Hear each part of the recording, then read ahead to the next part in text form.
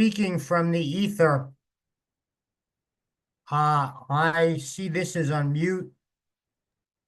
We're gonna give a countdown of 2 Now I seconds. can hear you. Thank you.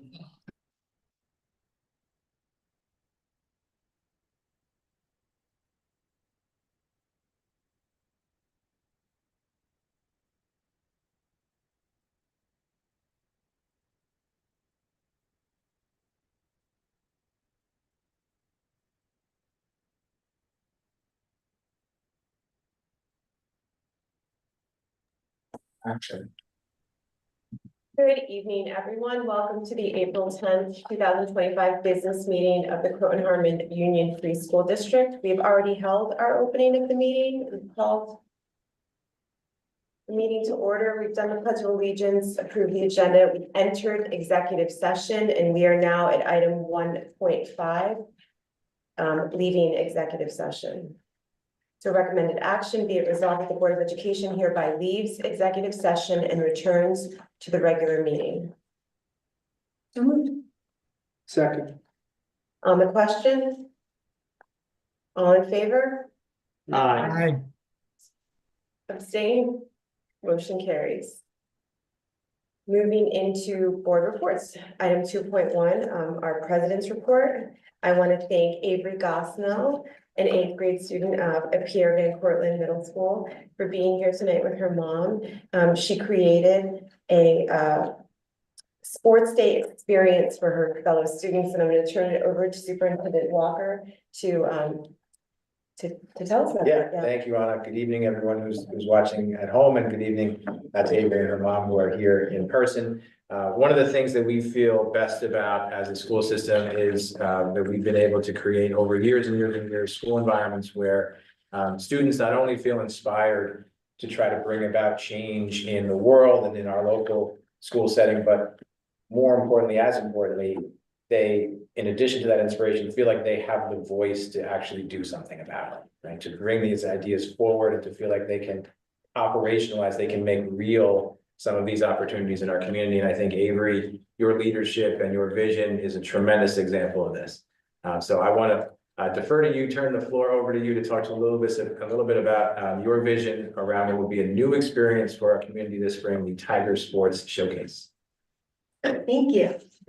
Yeah, so my idea started as my Girl Scout Silverware project, where I kind of like find the community issue and a way that I can improve it and benefit the community. So sports is something I'm really passionate about, so that's kind of where I focused my project. And I reached out to different leagues and Ms. Drago, our athletic director, to try to find the issue I can improve on.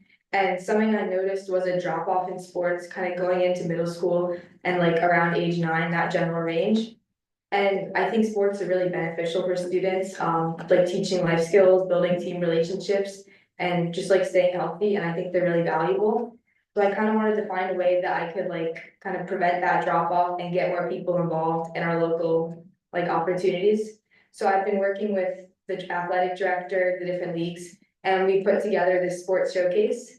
So basically what we're going to have, like for our different high school sports, we have coaches and high schoolers running stations where kids get to try the different sports and like learn about those opportunities. I think by letting them try the sports, they're kind of seeing the opportunities they have, finding new interests and seeing what they can get involved in. And by having Croton high schoolers there, they're getting to see student athletes that have stayed with the sport, really grown with it and really enjoy it and have a passion and can inspire those younger students. And then we're also going to have leagues and local activities like Town of Portland and just like different local activities so parents can kind of learn about those opportunities.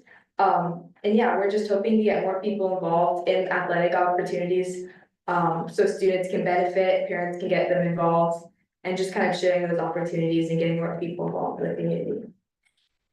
And so important details is May 28th. Yeah, so it's going to be May 28th at the high school from 6 to 7:30. And there'll be activities inside, tables inside, and then outside we'll have some of the activities so students can try all the sports. Outstanding. Again, we talk about student leadership, student advocacy, vision, and helping to change our system for the better. This is an incredible example. Way to go. Out there. I've seen the flyer Yes, on it's Instagram been and on the other social places. media, Yeah, yeah, and we'll keep sharing it, so hopefully we can get a lot of people signed up and benefit from the first of what we hope will be an annual event and part of your legacy here, long, it. long Yeah, time. keep it going, So, keep getting people involved, yeah. way to go. Extremely proud. Great Thank job. you. Thank you so much.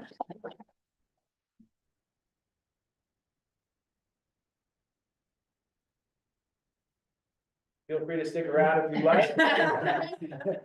Have a good night. Thanks Thank you again. so much. Thank you. Just to continue with my president's report, that was amazing to have, to highlight kind of student involvement. It's just so rewarding. We are still accepting applications for the Universal PK program. Forms are available through April 28th. With the lottery drawing to take place on April 30th at 10 a.m. at the district office. Did you have that? Okay. Petitions for nominating candidates or nominating petitions for candidates for the school board elections must be turned into the district office by April 21st, 2025, by the close of business. The election will take place on Tuesday, May 20th, 2025. Voting will happen at CHHS here from 6 a.m. to 9 p.m. Also taking place will be the district budget vote and the library budget vote.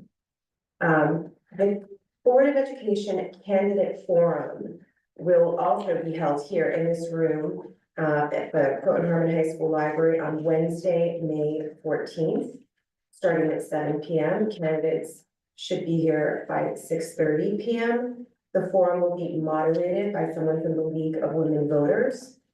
Community members will be able to submit questions in advance. All information on how to do that will be sent out via a Parent Square notification, so please be on the lookout for that. The event will be recorded. It will be held before a live audience and will be available to those who are unable to attend via a link on our district website. And then finally, our next meeting will be Tuesday, April 22nd. That deviates from our regular Thursday meeting schedule. It will be a work session. It will be held here in the library, and it will also be a special meeting regarding the OC's budget vote. And my one final mark your calendar is for April 29th. I could wait until the 22nd, but I wanted to make sure everybody put this on the calendar. Please mark your calendars for the Croton Harmon High School Science Research Symposium, which will be held here at the high school on Tuesday, April 29th from 5 p.m. to 8 p.m. where our junior and senior students involved in the science research program will be presenting their projects and available to answer questions. It's really a culmination of the work that they've been doing all year, and for some of them for multiple years. So please come out and support that work and bear witness to their hard work in the district. And that is all I have. We will now move into our first hearing of the public. There is actually no one here in the meeting room with us right now, so I will close the first hearing of the public and move to item 2.3, the superintendent's report. Thank you, Anna. Good evening again, Tigers. Knowing that we have a budget presentation to follow this, I'll be relatively brief, but I did want to highlight and call out some of the exceptional achievements and activities in our district over the past 2 or 3 weeks or so, starting with uplifting and celebrating the outstanding accomplishments of our all-county musicians in the area of all-county orchestra, elementary chorus, band, and intermediate chorus. Tremendous credit to them, combining talent with great work ethic, wonderful family support, and outstanding faculty. And so when we think about how we continue to develop robust programs, whether it's in athletics or the arts or academics across our system, one of the things that's important to do is to highlight and celebrate the accomplishments of our, in this case, student musicians, and then allow especially our younger people in the community to look up to them. And this is certainly one of those opportunities. So congratulations to all of them and to our outstanding music faculty for continuing to shepherd their talent and their passion and inspiration over the course of what are now many, many years in our system. Way to go, Tigers. Also want to say that I guess it was 2 Fridays ago now, I had the opportunity to attend a Taste of Culture event, a district-wide event held annually at CET. And again, this year, this was just a wonderful and inspiring and happy event, getting a chance to celebrate. I think it was 18 different cultures representing the vast range of the CET, PVC, and high school families within our community. So thank you to Marlena Horton, to the entire planning team there, to our student volunteers from CHHS, and to everyone who is a part of making that such a special and wonderful event as it is every year. It's already, I believe, tentatively on the calendar for April of next year. We'll make sure to get that date out so people can hold that date for 2026 as well. I have to say, Peter Pan Jr. was just exceptionally wonderful. The quality of the performances, the direction, the costumes, there was nothing about that wasn't absolutely superb. Congratulations to all of our students and the cast, the crew, Christina Carmesino, Sally Barnes. Thank you very much to our friends at HenHUD for allowing us to use their stage, as our auditorium is now in the very, very near future going to be finished. But and when it is finished, there's going to be some outstanding, truly outstanding talent on that stage for the next few years, judging by what we saw from Peter Pan Jr. So thank you to everybody involved for what was a great night watching that performance. Also want to say that one of the things that the board knows, and I think hopefully the community knows, as part of the vision map, is prioritizing cross-building learning experiences and cross-building collaboration among our faculty. And several members of the administrative team had a chance to be witness to one of those examples the other day, when members of our ELL student population at the high school had a chance to visit Mrs. DC's second grade class to collaborate on a fairy tale unit, where thanks to collaboration from Pam Morrison, from Amy Anarelli, from Ms. DC, from Aaron White, and others, our ELL students at the high school read fairy tales to the second graders that were written both in English and Spanish, and so read them in both languages, spoke to them about various fairy tale story elements. See, there are high school students doing some wonderful teaching of our second grade students who were outstanding learners. That they were a really rapt audience to see all these older students coming to get a chance to spend time with them. So those are one of those moments where it feels like the vision of the school district coming to life in front of you is an emotional thing to be a part of. And actually, it was neat to hear from the teachers at the high school who said that our students at the high school were very confident about this idea. And then once they got on the bus, several of them have been, wow, I'm pretty nervous. I don't know how this is gonna go. But our high school students did extraordinarily well. Thank you to Ms. DC and her class for hosting. And we look forward to this becoming a much more regular part of the collaboration between our students and CET students. Also want to say the Laramie project, and congratulations to Isabel and the entire cast. Just stunningly powerful, compelling. I think everyone who was there both Friday and Saturday were just glued to their seats. That was a riveting performance. So thank you to the entire cast, the crew, to Jonathan Kaplan.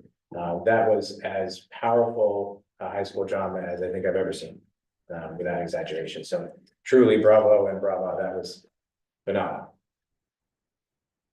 Also, the annual second grade interdisciplinary project on Build a Business, we had a chance to attend with last week. Thank you to Mayor Pugh for joining us from the village, and to members of the board who were in attendance as well. This is one of those special days for us to get a chance to spend so much time with our second graders, presenting not only to us, but to some of their first grade classmates at CET.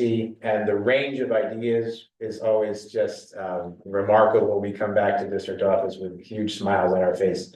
And I think Mr. Pugh and the village leadership has some real thinking to do about how we can continue to include some of these businesses in the long-term planning for the community, because some of them are truly spectacular. So congratulations to our entire second grade student body and to the faculty for making that happen. Also want to say that this was another great example of combining student interest and passions with an important part of our school system's goals, which is transitioning students from one building to the next. So as our CET fourth graders get ready to become new fifth graders at PVC, it was the passion pursuit of 3 current fifth grade students at PVC to help with that transition. And so those 3 students created a presentation over the course of the past few months, and then in collaboration with our fourth grade faculty, with Mr. Plotkin and Ms. Kelly, came down to those classrooms, presented, answered questions, shared some really insightful information about that transition and why, while it's a significant one, not one that our fourth graders should be overly concerned about. So a really great combination of a practical implication and application of the Passion Pursuit project at PVC. So congratulations to those students and thank you very much. And that is my abbreviated presentation. Thank you. Such good stuff. All good stuff. Such good stuff. Moving on to item 2.4, our student trustee, Fiducia Isabel McLaughlin, will give her report. Hi, so I have a short one for you. Mr. Walker did take one of my talking points, but I'll go over it really briefly. But first, I just wanted to say, there was a little discussion at this table before one of the meetings, we were talking about the issue of parking at the school. And I was like, well, why doesn't someone make a parking map? So with SFC, you might have seen it on social media. I made a map and basically it just kind of annotates where on the street you can park and when you can park. And I've heard from a lot of people that it's really helpful, so I just thought I would share that with you. And if you're looking for it, it's on the SFC and the CHHS Instagrams. And then, okay, so what Mr. Walker said before, this past Friday and Saturday, the CHHS Drama Club had its production of the Laramie Project. It was hosted at Austin High School, so thank you to them for letting us use their theater. It's beautiful and really big. But yeah, it was one of my last productions, so it was a really powerful message, but I'm really glad that I was able to be a part of it. And then lastly, a little fun note, it's Color Wars this week at CHHS, so we've been doing Spirit Week. Monday was Pajama Day, Tuesday was Adam Sandler Day, Wednesday was Anything But a Backpack Day, and today was Generations Day. And tomorrow's Pep Rally, so I don't know if administration wanted to come see, but it'll be a fun time. And everyone's gonna dress in their grade's color. Yeah, that's it. Thank you. Thank you.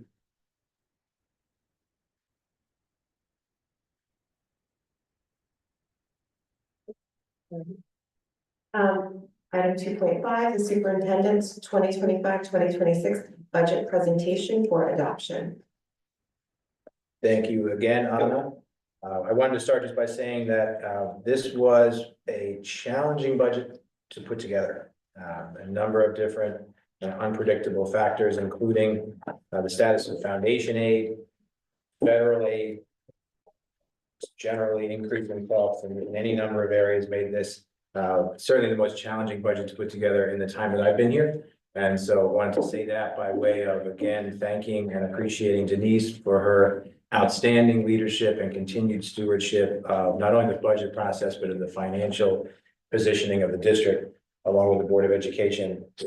This is a budget that continues to move forward the vision of the school district in significant ways, due in no small part to the leadership of Denise and of the board, year after year, positioning us so well so that we're able to not only navigate through, but thrive during some really challenging financial times. So to Denise, to Barry, to Kelly, to the entire team, bravo.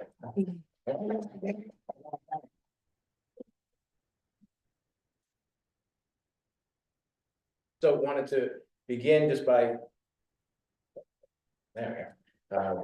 highlighting what we call the budget roadmap. This is information that the board and the public have seen previously, but I wanted to mention it primarily to say that the budget is truly a year-round process, and it occurs obviously through conversations in rooms like this one, in administrative meetings, but as importantly, the ideas come for the budget from conversations that we have with students, with staff members, with parents, and they typically sound something like, wouldn't it be great if we could do the following? Wouldn't our district be even better and even more amazing for kids if we could do to follow. And so those sort of conversations plant seeds for us. And as a result of those, as a result of the contributions of so many students and staff, and parents and community members, we're able to incorporate as many of those ideas as possible into the student experience through the budget. And as always, it's our goal and our plan to utilize the vision map as our North Star, right? And so everything that we do comes back to how it advances the student experience through the lens of continuing the work and deepening the work of the vision map. And so wanted to take a moment just to highlight that for the community, including our vision statement, discussing how all members of the learning community will demonstrate an enduring curiosity, engage in the pursuit of inspiration, and develop the habits of mind to promote personal growth and the well-being of society. And so along with the rest of the vision map, we consider that not just to be our vision, but a promise and a commitment to our community. And through the budget process, we get a chance to live that out.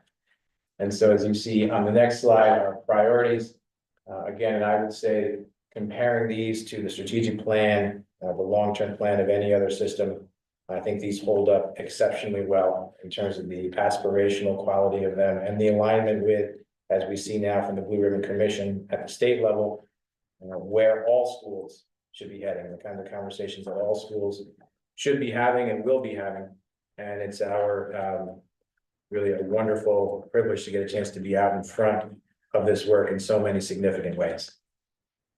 Our district goals, as a reminder for the community for the 25-26 school year, but as the community and the board also know, we think about these in multi-year increments. This work doesn't stop in June of 2025. It won't stop in June of 2026, but continued conversations around assessment, grading, feedback, creating flexible and dynamic learning spaces, and district and school culture are all incredibly important aspects of our system.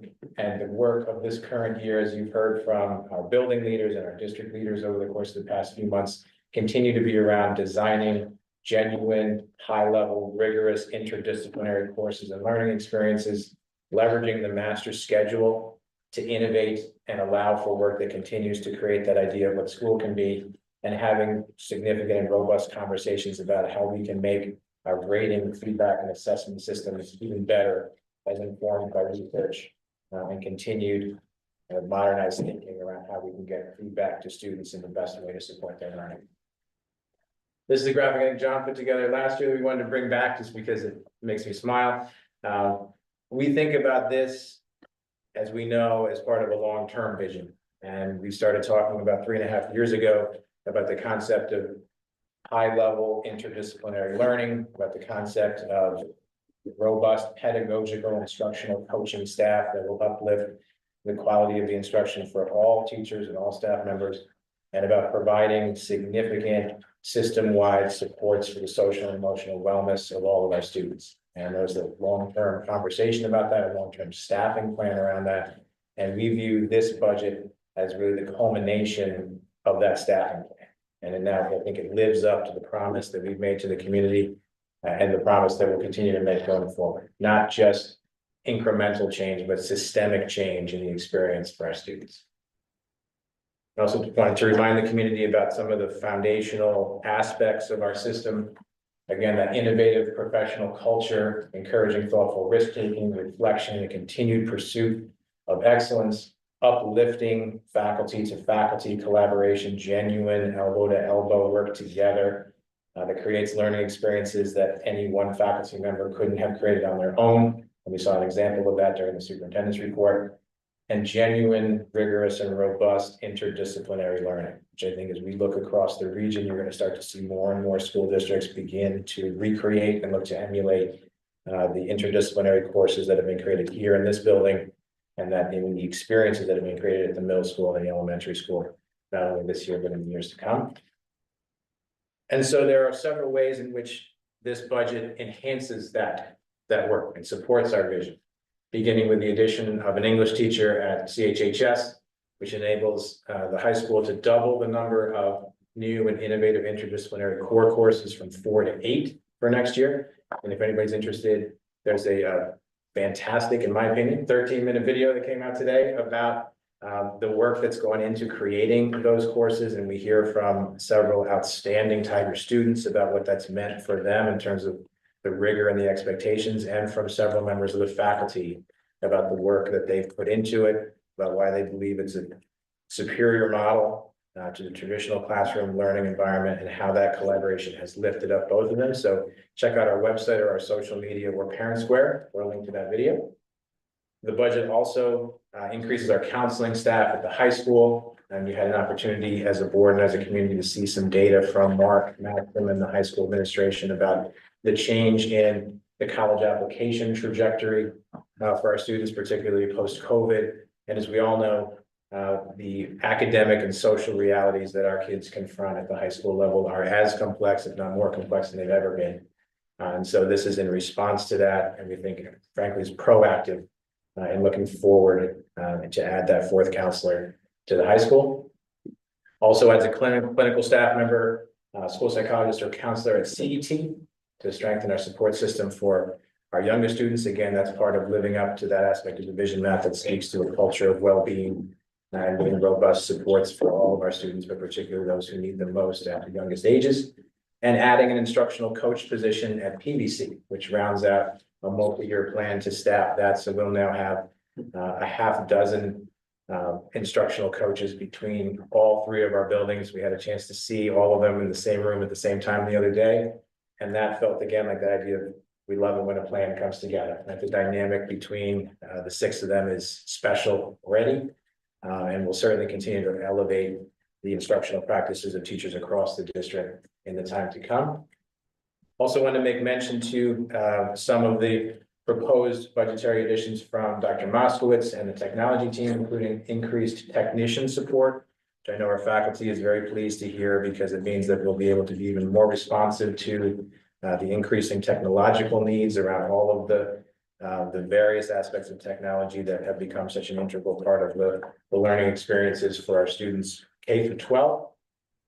And want to make mention of the presentation from Ms. Drago, including several enhancements to support our vision in the area of athletics. Of course, Spencer Field coming online soon. Look forward to that. New scoreboards and shot clocks in the gym here at the high school. Intramural sport offerings. I know Christina shared this, the success on a pilot basis over the past year, and we're going to look to expand that where possible to help support our students who may not be quite ready to make one of our teams at a particular level, but continue to have a passion and interest in improving. And this gives them a formalized structure to do that, supported by members of our faculty and staff.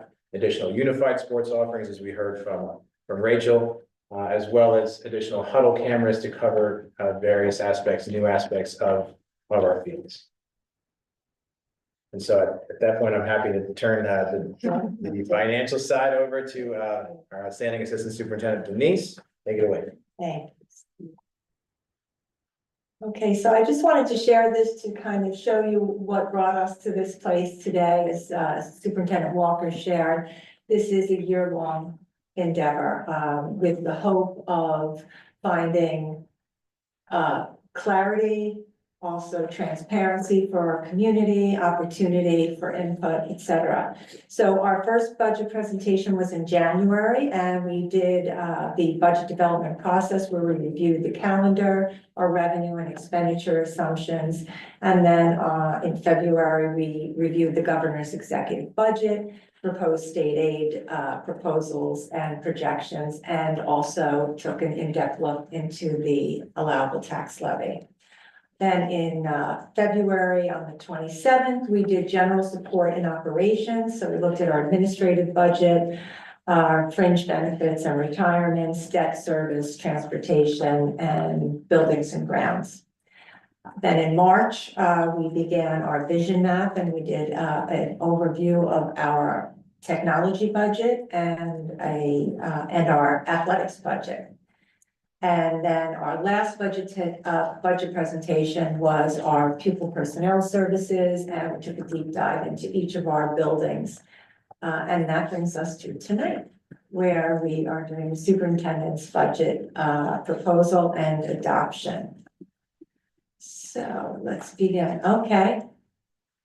this is kind of becoming a regular thing. The budget has been delayed now for the fourth time, may have been the fifth time by this afternoon. I Yeah, heard her say that she's strong in overtime. yeah. That's what I heard her say. She's good in overtime. I think this is now double overtime. Yeah. But not- she's And in now double. with the holidays coming up, there's a possibility, there's a possibility that most districts will be approving their budgets, prior to really knowing their state aid, numbers. So I feel that as a district, we are very safe in our projections, which I'll get into, as we go through the presentation. So this is a budget overview of our revenues. We have our payments in lieu of taxes. That's down because last year was the first year of our pilot, so it was slightly over projected. So now we are trending at 44,000. County sales tax and interest earnings. So for those of you who don't know, school districts receive a portion of the county sales tax that's imposed for any purchases throughout the county. So we are keeping that fairly stable with a slight increase of about 50,000. Other revenue that represents insurance recoveries, building use, some prior year recoveries, some also Medicaid reimbursement. That's we are projecting that up about 144,000. There's also tuition revenue in there. Our wonderful assistant superintendent for pupil personnel services has been making a name for herself out there, and a lot of districts are approaching, a good name, are approaching us to send their students to our district for education and other services. So that is up. State aid, we're looking at almost a $900,000 increase there, and I will go a little bit deeper into that on the next slide. We are appropriating this year fund balance of about 2.46 million, which is down about 500,000 from last year. Also, as far as reserves, we are allocating 200 from the employees retirement reserve, 200 from the teachers retirement reserve, and 800 from our tax certiorari reserve. So we just completed an analysis of our tax cert exposure, and we feel that we are safe to reduce that number considerably. So we're going to allocate that towards next year's budget. And then we have our allowable tax levy, which is at 45,422,572, bringing us to a balanced budget of 60,996,050. State aid. So again, the budget is still not approved, but we are anticipating a foundation aid increase of about 2%. We are also a safe, harmless district, so we feel confident in that number. Transportation aid is up. Transportation aid is an expense-based aid, so the aid that we get is based on our prior year expenditures. And also our aid ratio. So the transportation aid ratio is up slightly, and our expenses were up as well. No changes in the other areas with the exception of private excess cost aid, which is down slightly due to enrollment. And then you see that we have a very large increase in state building aid, and that is directly related to our capital project. So we are anticipating that those final cost reports will be filed and we will begin generating aid. And you'll see that is offset by some debt service, which I'll show later in the presentation. And then BOCES aid, we had a slight reduction in BOCES services that we're anticipating a decrease there, and then pretty stable with hardware, technology, and textbook aid. Here we are, the lovely tax cap calculation, which you can't make this slide pretty. I'm sorry, I've tried. It is what it is. So our tax-based growth factor, which is line B, is 1.0040. So that is down from 0.0056 from last year. That's the growth factor that is applied to the formula based on brick and mortar growth and development within the community. Surprisingly, it's down. It's kind of off cycle as far as when these numbers come in. We're hoping that next year it will be up. I won't take you through this again. We've already had 2 sessions on this, but we are looking at an allowable tax levy of 2.62%, and that is within the allowable tax levy. I'm sorry, Denise, could you go back to that? For Sure. just one moment.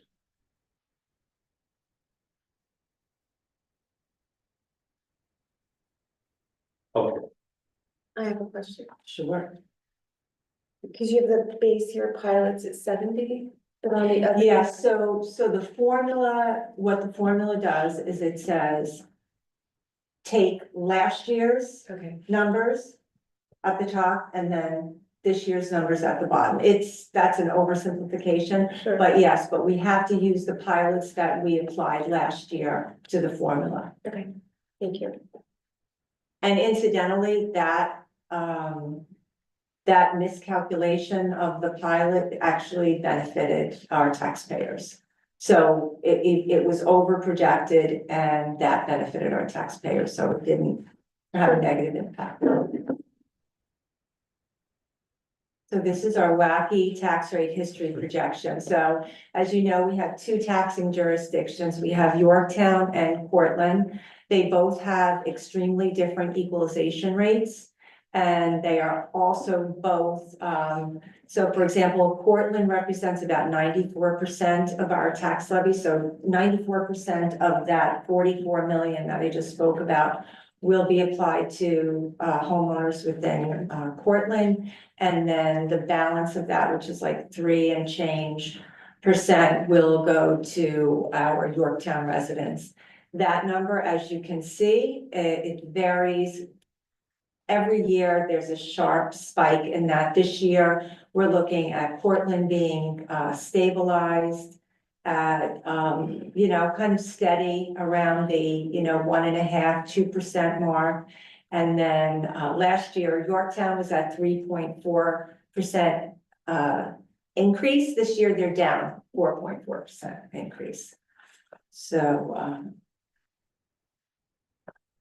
even the assessor can't tell me why the extreme, there's a lot of functions, equalization rates, property values, assessments, assessed value, and number of properties. if you average this out over the course of 10 years.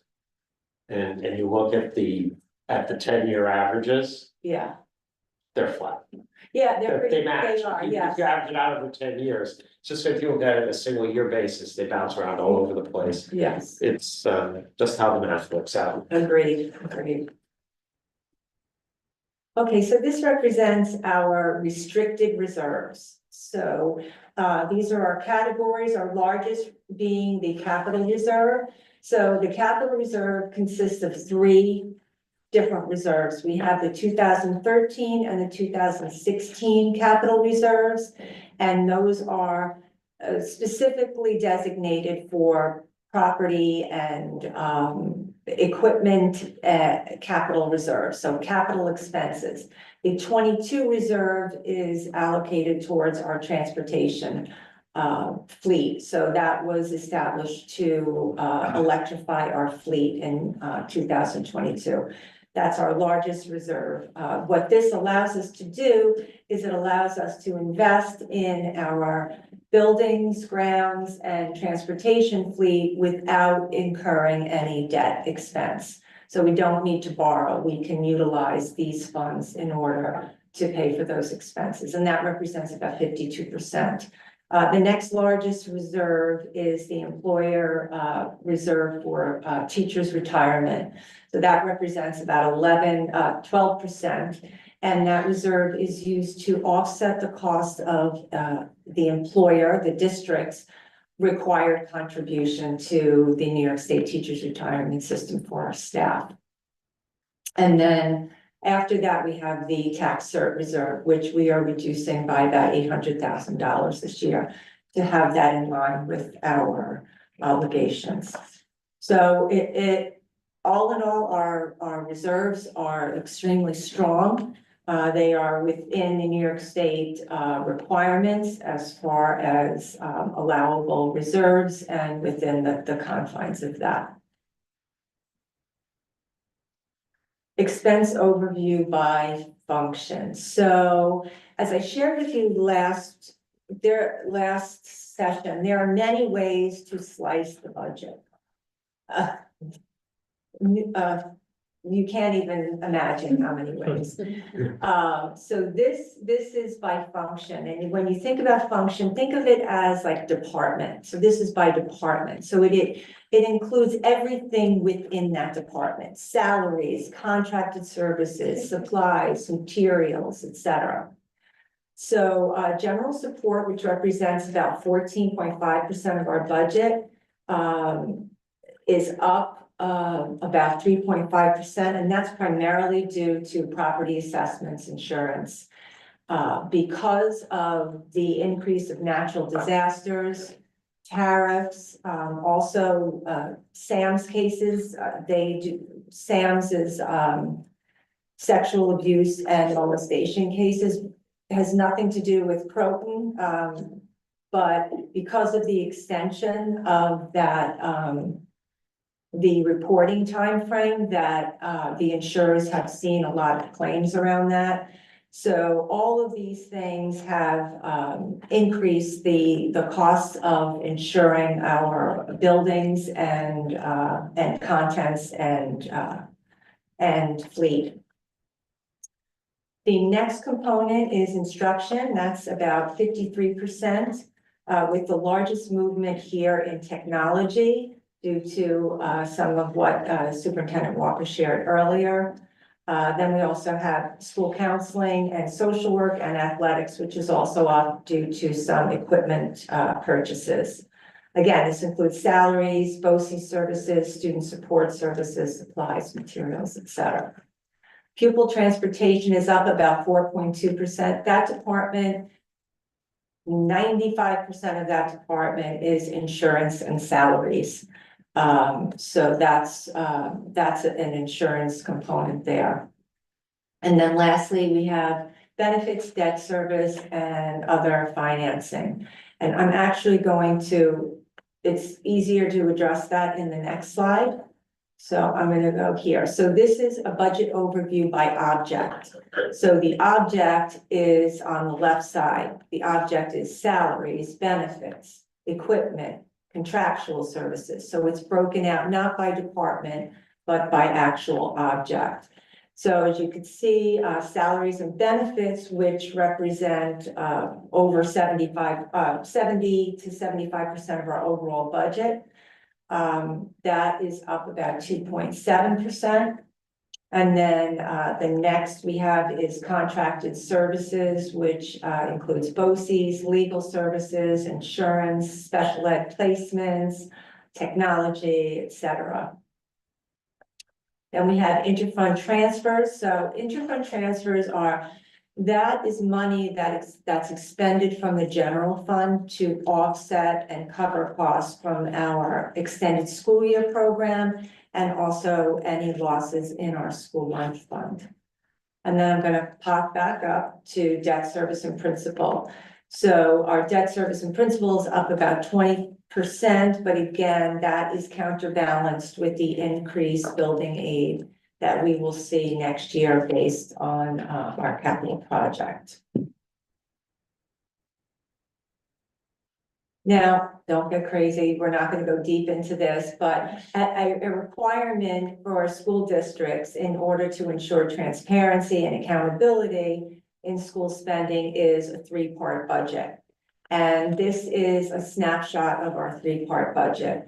The administrative component covers costs related to district management, salaries, benefits for administrators, legal fees, property insurance, any school board expenses. So that is approximately 11.3% of our budget. Next, we have the program component, which includes expenses related to student instruction, such as teacher salaries, supplies, textbook, extracurricular activities, and transportation. And then finally, we have the capital component, which really focuses on facilities, infrastructure, building maintenance, custodial staff, salaries, utilities, debt service. And that's about it. Or, I'm sorry, Denise, maintenance plan. That's a large number. That's a large number. That is a very large number. When we say maintenance, does that include things like maintenance salaries? Yes. That's So custodial is in there? Yes. Okay. Yeah, so that custodial is encompassed within operation of plant and maintenance of plant. Yeah, that is 1621. 1620 and 1621. That's essentially what it costs to keep our buildings operating. And our land as well. So it's both. The supplies involved in that Supplies, the contracted salaries. services for all of our maintenance of our equipment, HVAC, Right. et cetera, salaries. Fuel would be an operation. Yep, Okay, understood. Thank you. water, telephone, et cetera. Electricity. Yep. Okay, thank you.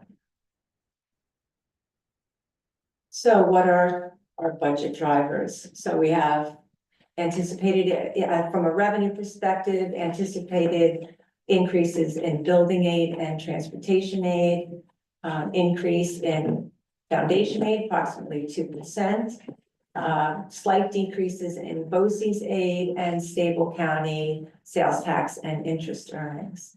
From an expense perspective, major components are salaries and increased teaching staff. Benefit cost increases for teachers' retirement system, the employee retirement system, other health and fringe benefits, and the FICA, which is the Social Security contribution that the district has to make on behalf of our staff. Then we have technology and infrastructure upgrades, debt service increase, increases to property and casualty insurance, and then the inflationary impact of costs of goods and services, which we are already seeing based on the tariff situation. On the ballot for May 20th. So Proposition 1 is for 25-26 budget of $60,990,050. Proposition 2 is our vehicle proposition, which I'll speak to in a moment. Proposition 3 is the Croton Library levy of $985,392. That is outside of us, but it goes on our ballot. And then Proposition 4, the trustee elections, where we have 2 candidate positions open. Our vehicle proposition. So for this year, we have a 166 passenger electric vehicle, 220,500 of which is being compensated through an ICERTA grant. This will also be funded, the balance of that, which is approximately 275,000, will be funded from our vehicle transportation reserve that I spoke of earlier. Then we also have I was just gonna ask you, did I hear that one of the other electric vehicle companies went out of business? yes, No. Lion Electric, Mine, that was who we were recommended to use, who we did not use, is that correct? correct. And we're fine, we're safe, We right? are great. The Bird bus that we use actually opened up a plant right in Yorktown, and they are servicing our vehicles and working out very well. Yes, we made a good decision. That's wonderful, thank you, I'm sorry to interrupt you. Then the second component of that proposition is for two 20 to 30 passenger buses and two hybrid vehicles. We're finding that we're needing more of the smaller vehicles now based on our out-of-district placements and some of our shorter runs, bringing us at a total cost of $385,000. And those vehicles will be funded through our current year appropriations, so there will be no tax impact or borrowing required for any of this proposition. It's completely tax neutral. So just an overview, our budget, $60,990,050. Our proposed tax levy of $45,422,572. That's bringing us to a 2.62 tax levy increase, which is within the allowable tax levy. Some voter information. I'm not going to go too deep into this, but just wanted to point out some dates. And I strongly encourage you to go to our website or speak with our district clerk, Denise Bisaccia, regarding eligibility and registration deadlines. A couple of important dates. The last date to register is May 15th. Additionally, on April 22nd, we will be in the office. Denise will be in the office between the hours of 4 to 7. You can come in, register in person. And then absentee and early voting applications are due on May 13th. And lastly, candidate packets will be available in the district office and are due on April 21st.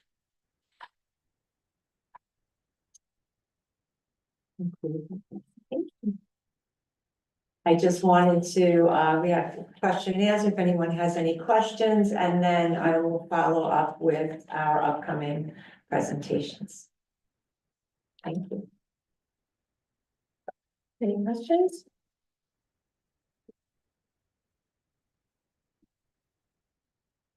I mean, I think the process that starts in January is so thorough. By the time that we get here, we've asked a lot of the nuanced questions, so it's certainly not a reflection of on anything other than how prepared you've made us to understand your presentations as they go along. Can I ask a quick question? Yeah, of course. Thanks.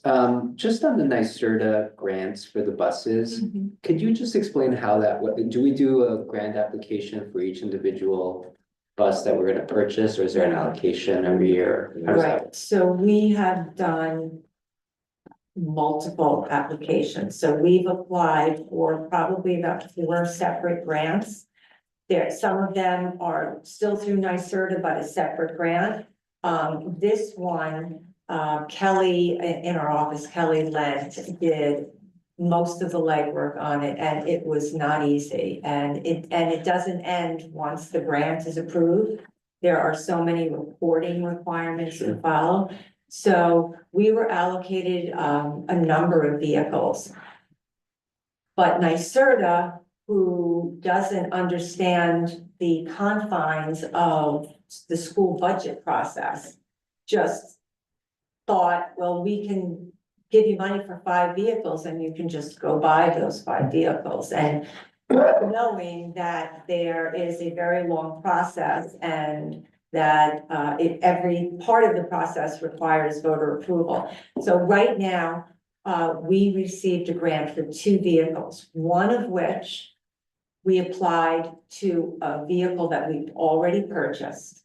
So that the voters approved the purchase of a full cost vehicle that we have received $220,000 in funding for. So that money will not be removed from the transportation reserve, but it will stay there as for whatever we need in the future. And then this one is the second grant the second vehicle that we were approved for. And so you can apply every year, or are You you can. limited as far You as? can, but because we're not a high need district, it's unlikely that we would receive continued grant funding. But because we are a front runner in the region, in the state, that we were granted, a number of vehicles through that grant. I am a little uneasy based on the state of affairs, so I don't know if any of the funding is going to be pulled back, but we have locked this in for this year. And as far as the actual payments, because I know that with often state and local grants, they take a very, very long time to actually pay. Right. Does that happen? No, the good thing about this is that they will pay the vendor directly. Oh, good. So we will pay our portion to the vendor, and then NYSERDA will pay the vendor directly, Great. which is really great. Once again, how great that we went with Bluebird, because imagine having paid And- Best directly. Right, and they did, and Bluebird gave us a lot of assistance in applying for this grant. Their main grant writer is from Ossining, and he came over and worked with us and really helped get the required information to NYSERDA so that they could understand our confines, and he did a great job. Joe Glenn is his name. So I have another question on this subject, which is, as I recall, when the grants from NYSERDA first were advertised, there were requirements for obtaining that funding, or maybe that was through the motor vehicle, the MVIP. But, and I remember you had to have your vehicles go a minimum number of miles. You had to retire a vehicle that was older than a certain year and was as a diesel. Are there any restrictions or requirements with regard to the receipt of this grant for the two vehicles that one we've already purchased, one we are going to purchase? So there are requirements, but there are more reporting requirements. So we were working with NYSERDA at that time to say, for example, we were looking into retiring, there were different classes of vehicles.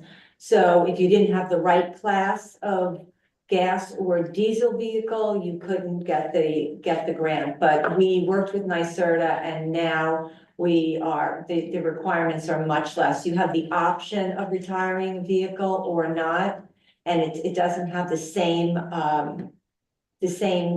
year of make and model that it had last time.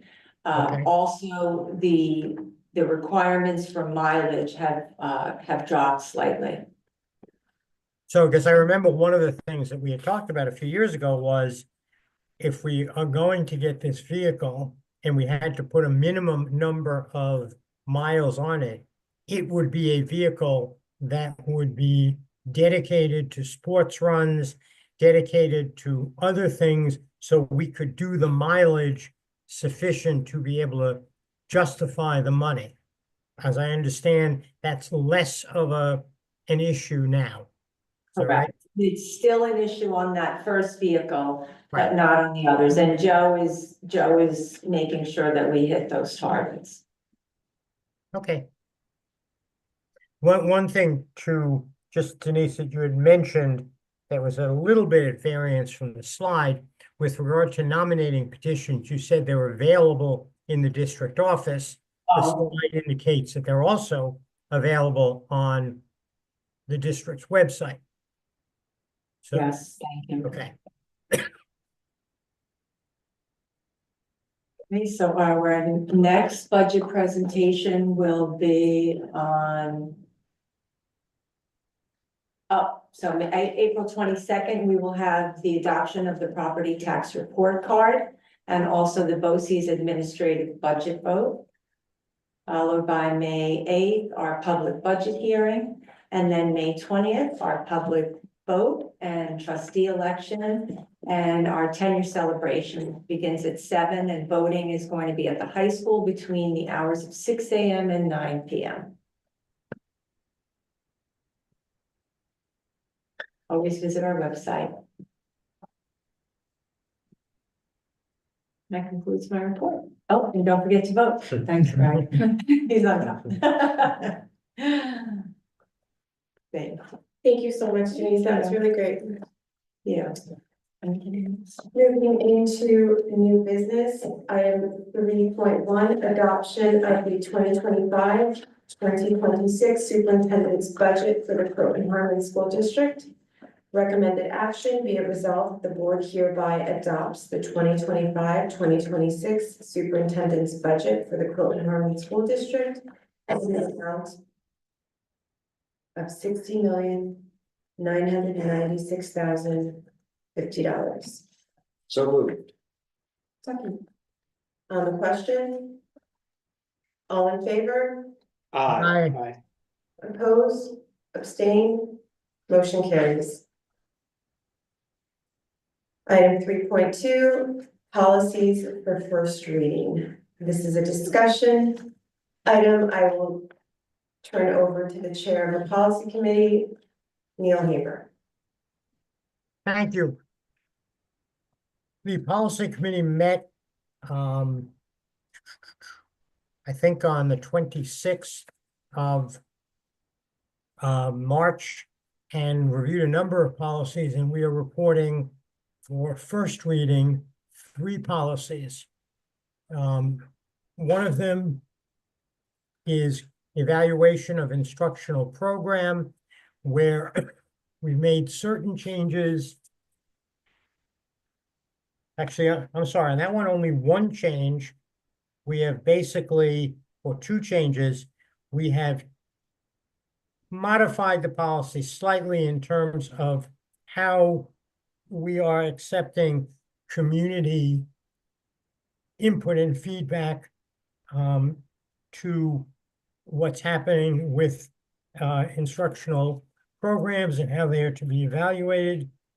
And one wording change, which in essence says we're talking about checking on the suitability of instructional program in terms of community needs as opposed to community requirements. If there are any questions on that or the other one that I'm going to mention, please feel free to contact policy committee with your comments. The other policy is on expense reimbursement and expense reimbursement regulation. The main change, actually the only change of any significance, is that the committee is recommending to the board that our policy or expense reimbursement regulation be revised to provide that for out-of-town travel for an entire day, meaning the individual district employee, board member, et cetera, leaves before the start of the day and does not come home that day, that rather than putting in a per meal reimbursement that must be supported by documentation, receipts, et cetera, we will provide a daily allowance for meals. That makes the business office have to do much less work because they don't need to look at each of the receipts and catalog them, et cetera. And the amount which is proposed, $55 a day, is the same as the total in our current policy if one were to get a reimbursement of $10 for breakfast, $15 for lunch, $30 for dinner. So it's really cost neutral, but it makes things easier to administer. This was requested by the Assistant Superintendent for Business, and Policy Committee is in agreement. So as I said, those are the 3 policies. If anyone has questions now, we certainly can discuss them, or if there are any questions that one has after having reviewed them further, please contact the policy committee. Policy committee is next scheduled to meet on May 1st, in advance of our May 8th meeting. So, any questions? Okay. Very Neil, good. you were saying that the $50 per day is not based on any kind of IRS thing. It's really just those are the amounts per meal that we have had the practice of reimbursing for. in the That's past. correct. If we were to do, and some districts do this, they say they will provide an allowance based on the General Services Administration rate that the GSA does for meals, as they do for hotels, etc. And that can vary based on where in the country you're traveling to, and that is higher than $55. We have just, that's what we decided years ago to provide on a per meal basis, $55 total for a day. And we are just changing the manner in which it will be processed for reimbursement to a daily allowance. Thanks. Okay.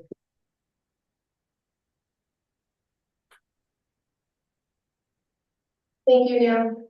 Sure. Moving on to item 3.3, the tax certiorari settlement. Recommended action be it resolved, the Board of Education hereby approves the proposed settlement for the tax certiorari of matter of 104 Grand Street LLC, the assessor of the town of Portland, et al. As presented. So moved. Second. On the question? All in favor? Aye. Opposed? Abstain? Motion carries. Moving on to ongoing business. Item 4.1, policies for second reading.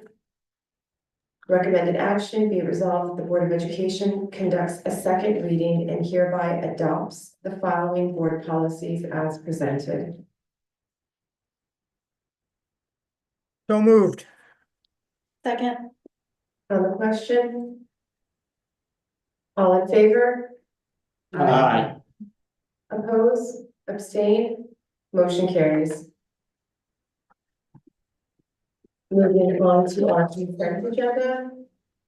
Item 5.1, approval of the consent agenda. Recommended action be it resolved that the Board of Education hereby approves all items in the consent agenda as presented. So moved. Second. On the question? Give me just a minute.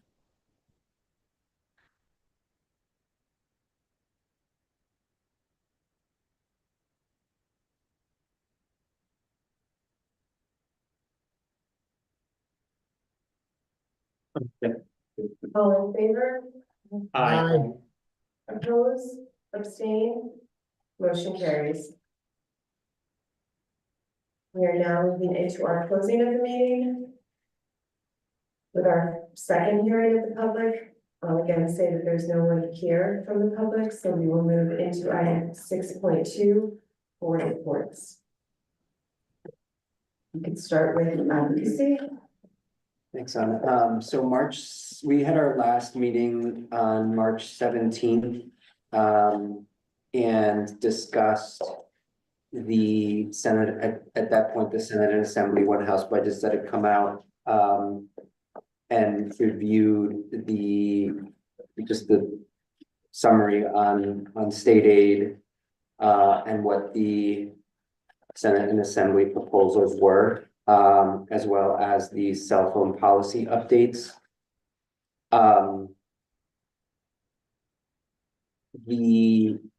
As has been noted, the budget is not on time, and so there's still, back and forth going on that, but at that point, we were noting that the cell phone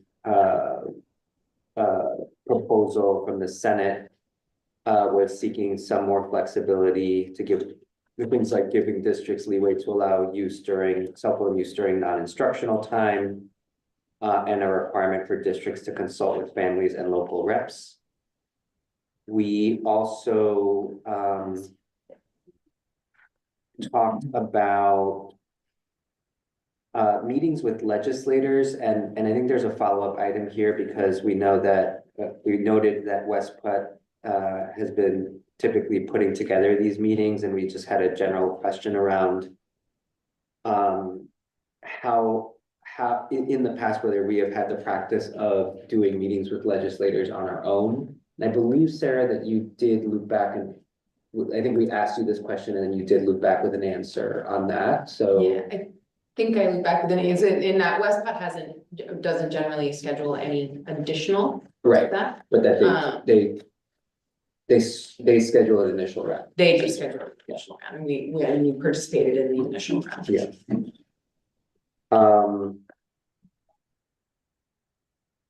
And then I have on here one outstanding to-do item, which is something that we need to follow up with Rachel on historical funding amounts for UPK and UPK formulas. So we will look back on that question that the committee had. We are trying to do a next meeting post-budget passage, which we anticipate will probably be, who knows, but probably around April 20th, we hope, maybe. Yeah, we're just gonna keep monitoring the timing of final budget passage to be able to have a meeting to debrief on where the budget's at. That week. I don't know, Namaka or Sarah, if you want to add No, I anything. think you've covered it.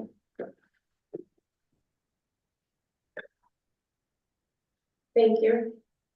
Audit, Audit is meeting, the 22nd. before our regular meeting, or our work session, okay. Board development, Yes, the Board Development Committee met on March 24th. Sorry, I don't know if I'm getting picked up or not. The Board Development Committee met on March 24th. And the couple of sort of updates for the group are as follows. We will be reaching out to you shortly to look at potential dates for a brief spring retreat conversation during which the board will review together as a group, our self-evaluation. We're going to try to administer that to ourselves beforehand so that we can use that retreat conversation to actually discuss the self-evaluation in terms of our goals for the year and how we feel like we're doing in terms of our developing governance norms and communications practices and sort of conducting ourselves as a whole. The other sort of call for dates will go out to the group as relates to a end of the year or a summer retreat. One of the topics that has come up over the course of our conversations this year on our own processes and improving our governance sort of presentation and responsibilities is to have a conversation at the beginning of the term, every term, to recommit to ourselves sort of how we plan to operate, revisit sort of our practices and ensure that they continue to be our best practices, and sort of also start the conversation on developing our goals for the upcoming school year, so that by the time we reconvene in September and administration is back in the building, administration never leaves the building, but you know what I mean. When everyone's back in the building in September, we'll be able to have a conversation about sort of ensuring that that we're all working sort of towards the same long-term goals for the school district. So that was the conversation, and those are the follow-up items that we'll be reaching out to you about over email. I think that's it.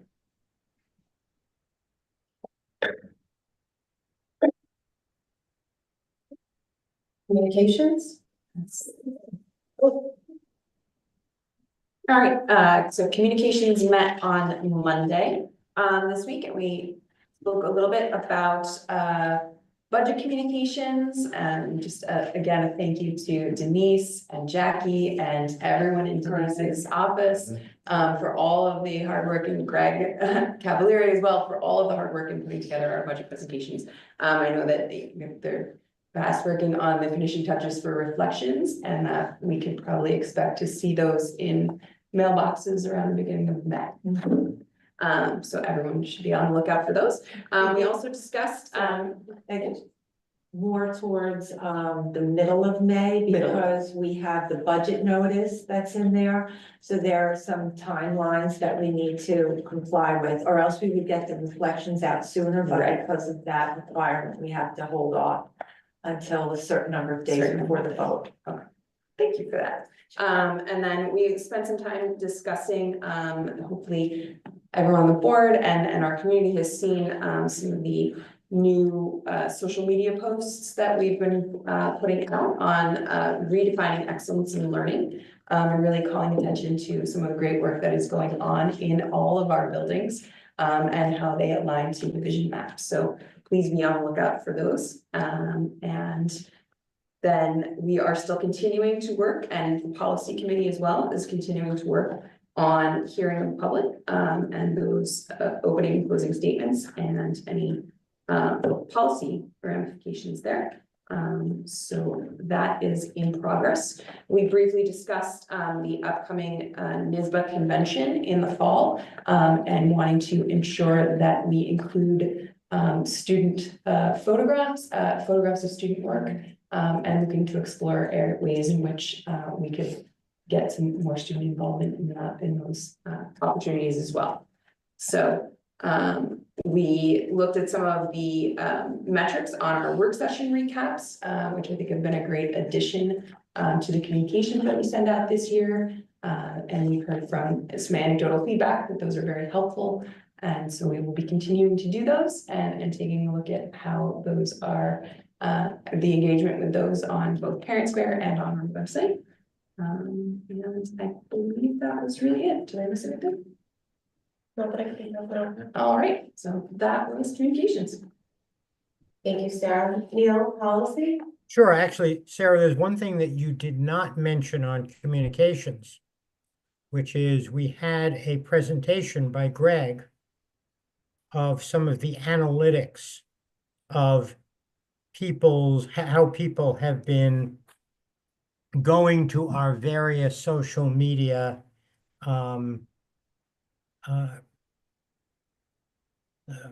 presentations, whether it's school-based or district-wide or district-provided. And Greg provided us with some very detailed analytics as to how people in the community are interacting, at least by seeing the things that we're putting out there. Maybe that's what was in your bullet on social media posts, but I think we should, give a thanks to Greg for really knowing the numbers on how our messages are getting out. Thank you very much, Neil, and thank you, Greg. Is that something that you could share a little bit more widely with us? Certainly. That'd be great, thank you. Great. So policy. As I said, we met on the 26th. We will be meeting again on May 1st. Among the things that we will be working on is continued discussions on the athletic playing placement process and a revision to that policy. I know we will be talking about other policies that are in our pipeline. We will be talking about a student privacy policy, because that is something that has been on our docket for a long period of time. And it's something that the internal auditors have asked us to complete, since it is a required policy. I know one of the other things that will be on the agenda, perhaps in May, at the May 1st meeting, or perhaps at the next meeting after that, is a policy on extreme heat, which is required by New York State law and must go into effect by September 1st. It is our understanding from discussions that we've had is that we generally, as a matter of practice within the district, do relocate students if there is an incident in which a classroom is excessively hot, but we will be codifying that into policy. And there are a number of others that will be on the agenda. Every time we have a policy committee, there is a very long agenda. We don't always get through everything, but you know, I try to be a taskmaster and get through as much as we can with full discussion. That is basically it. And of course, if there are any comments on the three policies that were up for first reading, that will be the first item on the agenda for the policy committee. So we will consider any comments from members of the community who send them in or members of the board.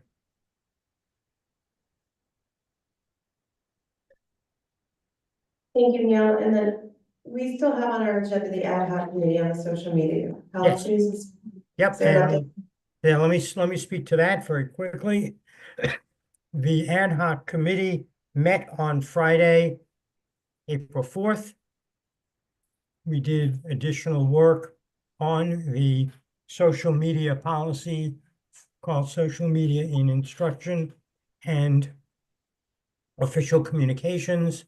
It is our hope that after a final review by administrative counsel, that we will have that for the board's consideration for first reading. We also need to complete our work on policy 2901, which is social media use by trustees. Both of those are new policies. They are not replacing any current policy. And it is my hope that maybe even at the same time as 4526.2 is presented, the three committee members will be able to finalize the policy 2901, at which point, and assuming that the policies are in fact considered and adopted by the board, the ad hoc committee's work will be at an end and it will be disbanded.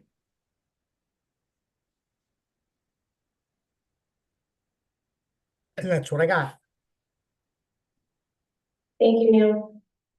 Moving into item 6.3, polling of the board. Okay. We have to get this on, and Neil has invited me to represent this our sort of shared report, and he'll chime in on things that I miss. So we attended, Neil and I attended on, was it Monday of this week? Monday night, a regionalization seminar at Northern Westchester BOCES. All the boards of education trustees were invited and sent representatives, many of them sent representatives to participate in a sort of informational sort of learning conversation about the regionalization discussion so far. As a reminder to everyone, what does regionalization mean?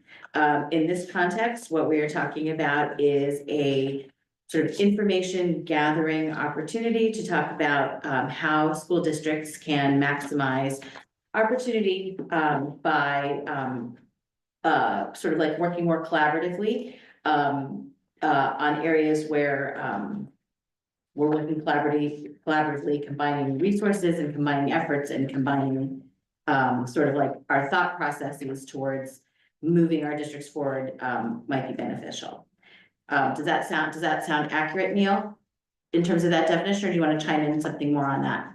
No, that is accurate, but I think we also, as a kind of a context, the district superintendent, Neil Boyle, and his staff had previously met with a variety of different, call them constituencies, business, superintendents, and other district level officials from our 18 component districts and came up with areas or subject areas that each of those, that the consensus was of those groups that we should look at for our regionalization efforts. I don't have with me the listing Oh, of the don't 6 worry, I buckets. do. So you're gonna I'm go gonna forward with I'm that, signing it. but I just wanted you to chime in on the definition. oh, I'm sorry. So No, yeah, it's the okay. definition is as you described it.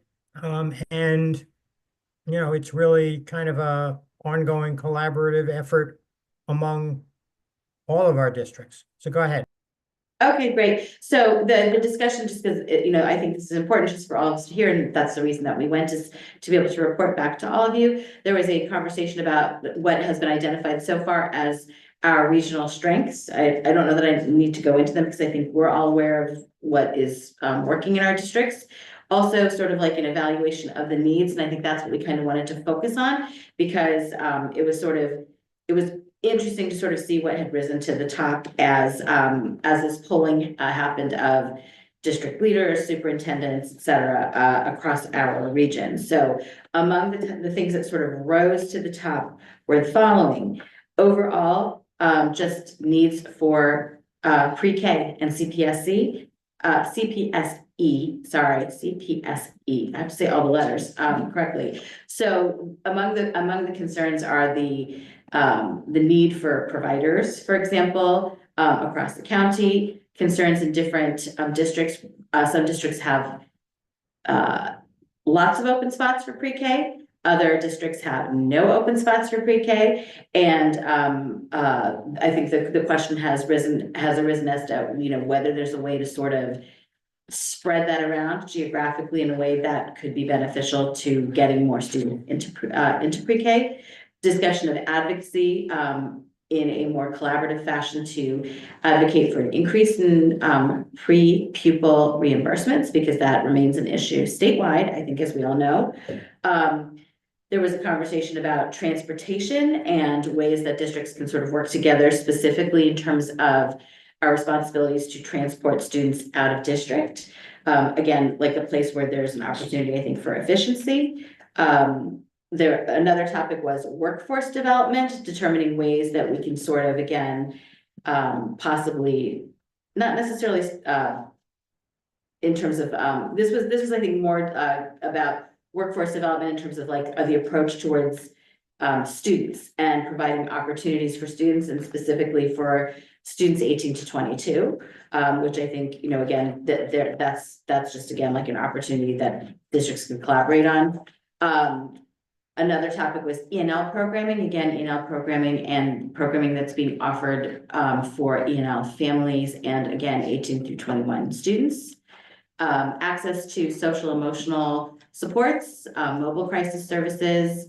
There was a discussion of school security, generally speaking, and advocacy towards the concept of school peace officers, which are a sort of a different function than I think we often talk about. Other lower priority things that came up were things like having shared medical directors, ways of expanding summer school to hit more students, sharing resources on grant writing, because of course that's like a thing that's not that easy to do. And if you have a specialist to be able to share those services.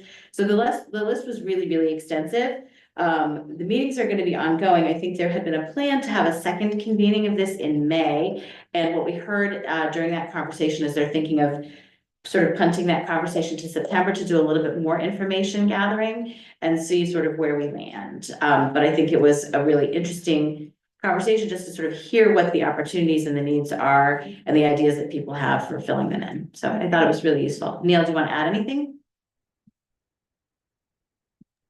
I don't Neil? really have anything to add except to note that the October 15th, I believe, is the deadline for the final submission from the district superintendent to the Board of Regents or the commissioner.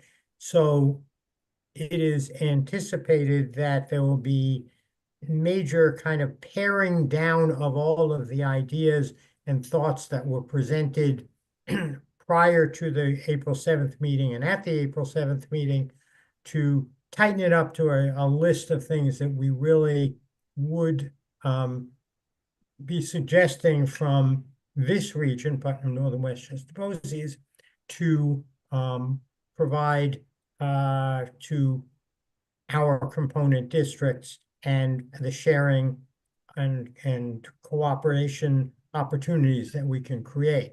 I will note that one of the things that was said by a number of the presenters in each of those subject areas who were superintendents who had previously met with the district superintendent to flesh out ideas, and even more so by the district superintendent, was that a lot of these things are going to require funding.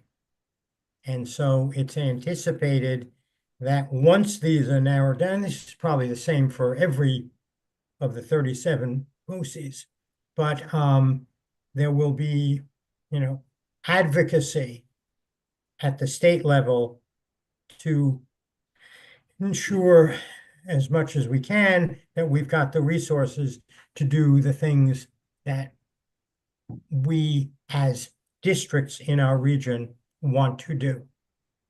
Some things don't require funding, but as you can hear from what Anamika described, a lot of them do.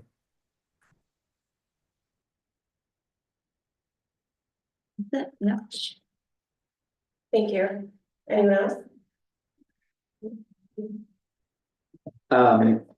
I attended the PVC Building Planning Council along with Neil. It was a good meeting where we talked about the primary subject was on the student handbook and just like providing comments on potential edits to the student handbook that's given out. It's a handbook along with a planner that PVC students get every year. I won't go through every comment, obviously, but I think the main pieces were about restructuring it so that it was more easily digestible, and that like policies probably meant more for parents to see that's clear that there's a section for parents as opposed to it was all kind of mixed together along with things for students, things for parents. And then language access also came up to make sure that the student handbook is available in languages other than English as well. And other general comments, but I think it was overall a great conversation to improve the handbook. And I also attended the Kindness Club event the other day. It was a great event. It was very well attended and just really well put together. People were having fun, building community, so it was a really good event. That's it.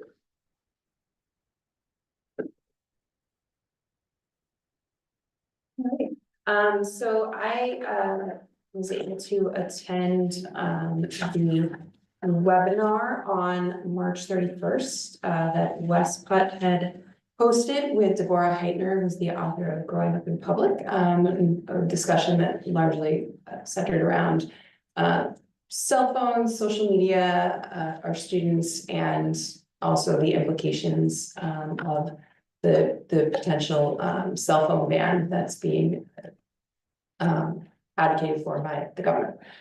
So it was a really insightful conversation, and I know that West Putt put out the following day an email, so you guys should all have that with some of the highlights from that session that evening. And that signing up for that also did give us a copy of the Growing Up Republic, which I have, so if anyone wants to borrow it, please let me know. Feel free. I also wanted to point out a couple of upcoming events. So West Putt's final Ed Law Lunch and Learn presentation of the year will be on April 25th. So if you have the ability to tune into that on Zoom, I think they're really informative, and I would highly recommend that. And then also NYSBA has a couple of events coming up on April 23rd, which is a lunchtime webinar on student ex officio trustees and welcoming them to our boards. And then also on April 30th, there will be a lunchtime webinar on student data protection. And they also opened up their registration for the leadership and education events that they do in August. So that'll be August 1st and 2nd in Albany. And then lastly, the resolutions kit for 2025 has been sent out to everyone. Resolutions will be due in by July 18th. So something that perhaps advocacy might want to discuss and then bring back to the full board. Other than that, I was able to attend the IDEA committee meeting of the village, which Anamika and I share liaison responsibilities for. They discussed, they did a quick recap of the culture night at CET. And they were also discussing upcoming events that they are planning in coordination for Juneteenth, and also planning to have a booth at Summerfest. So that's it.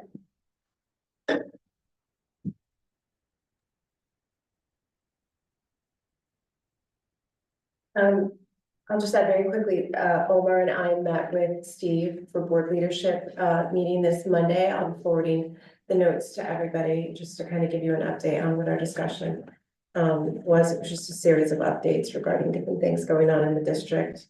And on April 14th, I will be attending along with Mr. Santiago at PVC. I don't know how many of you know, but AI is really a passion of his.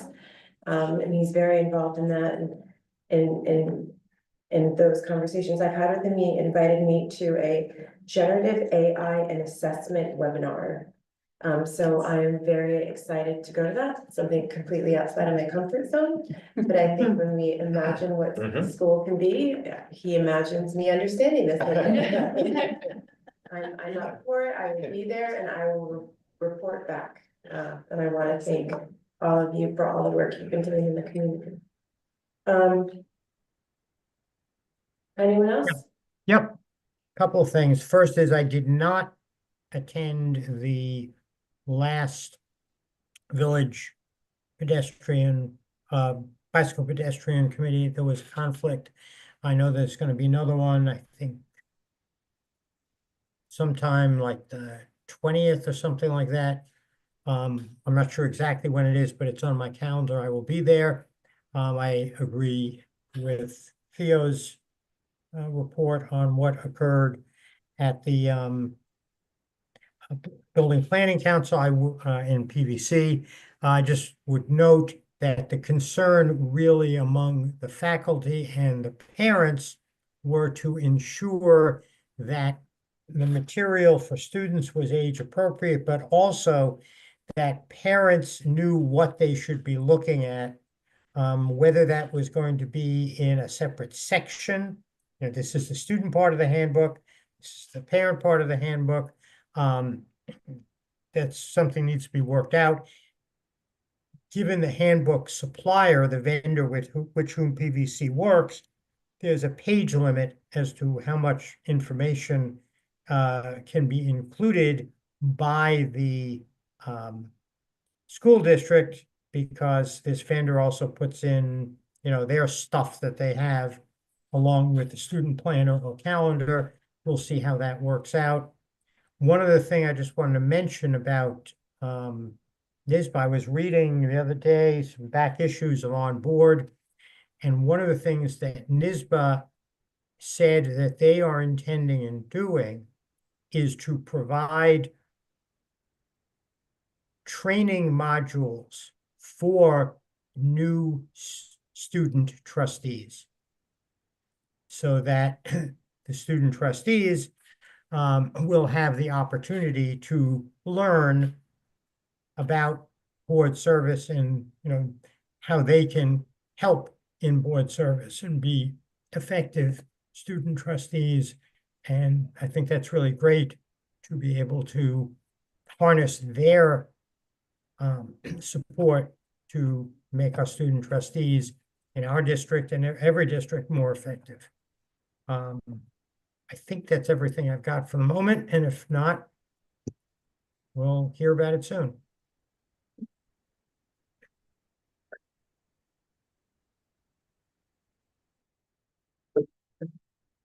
Thank you, Neil. We'll move into item 6.4, items needed for the next Board of Education meeting. And that meeting will again be April 22nd. It will be a Tuesday here at the high school, starting at 7 p.m. There was some discussion regarding whether we would cancel the Meet the BOE prior to that meeting. Was it prior to that one, or was it prior to the 20th because of the 10-year celebration? It was the 20th because of the budget vote and yes, it was the 20th. So there is, I'll just say that now. There might be a cancellation of the May 20th Meet the BOE. And I would just ask my fellow trustees to jump into that document and maybe update it, because I think when we initially set it up, we kind of got to this point and then assumed that we would see whether or not it was still going to be an ongoing event. So if you could just pop in there, sign up for a date or two, that would be great. Moving into, if no one has anything to add for items needed for the next Board of Education meeting, we'll move into item 6.5, which is the adjournment of the meeting. Recommended action that the Board of Education adjourns the meeting at 9:47 p.m. Second. On the question, all in favor, Aye. opposed, abstain, motion carries. Thank you, everyone. Have a wonderful evening.